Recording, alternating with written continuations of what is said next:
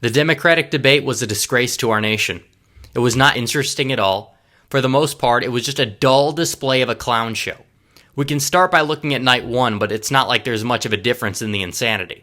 There were technical difficulties, there were lies spread and unnecessary shots taken at the president, but most notable of all, there was pandering. Robert Beta O'Cuck and Spartacus Booker answering debate questions in Spanish had to be the most disturbing form of pandering we have yet to see from the Democrat Party. And it's not like any of it matters. It did not work for Tim Kaine last time, and it will not work now. It makes you look like a jackass. There's a reason why Trump won 8 more Hispanic majority counties than Hillary, and I am almost certain that if this clown show continues, it will backfire and he will win even more. This is America. We welcome legal immigrants on a merit basis with open arms, but we must encourage assimilation, as immigration without assimilation is not immigration. It is invasion. Speak English. Americans should not feel like second-class citizens in their own country while it becomes a dumping ground for the rest of the world's problems.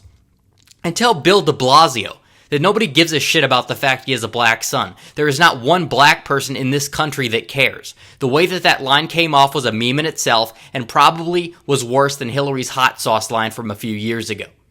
Democrats only seem to come around for the so-called marginalized communities every 4 years when they are desperate for votes and do nothing in those 4 years but get rich off the backs of the people they claim to help. Look at how much New York City improved under Giuliani and Bloomberg, only to see homelessness, poverty, and crime skyrocket under de Blasio. The hypocrisy is downright disgusting. And Democrats can keep up the next level pandering, and they will lose most of the ordinary Americans that they have left, including the minority groups they are pandering to. It is very patronizing to a lot of people, and it just makes them seem even more like the out-of-touch coastal elites they truly are. This is what made the Rust Belt trend red in the first place, and from the looks of it now, it's not going back. Aside from the pandering, the Democratic candidates continued their assault on American values as the leftward drift of their radical agenda became clearer and clearer as the night went on.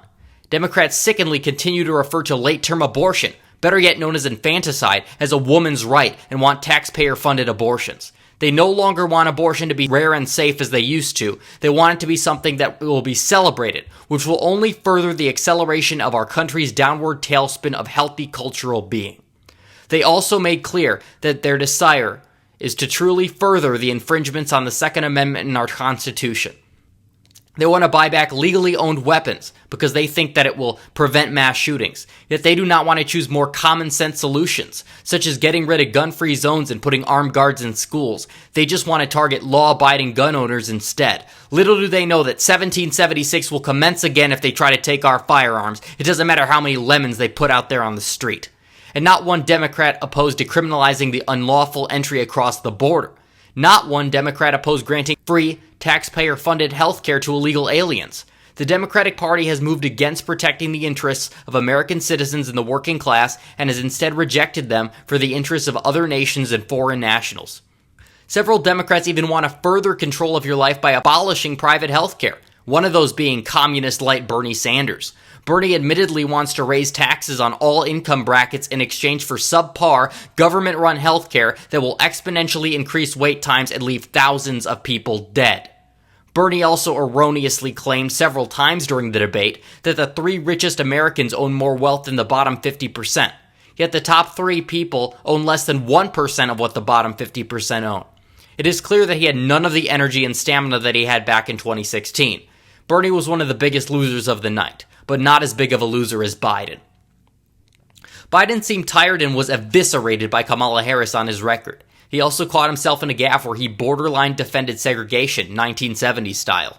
He also idiotically claimed that his first important act of president would be defeating Donald Trump, which made him look like a total idiot. It is clear that Kamala is on her way to supplant Biden as the establishment favorite, as CNN surprisingly spent much of today attacking Biden.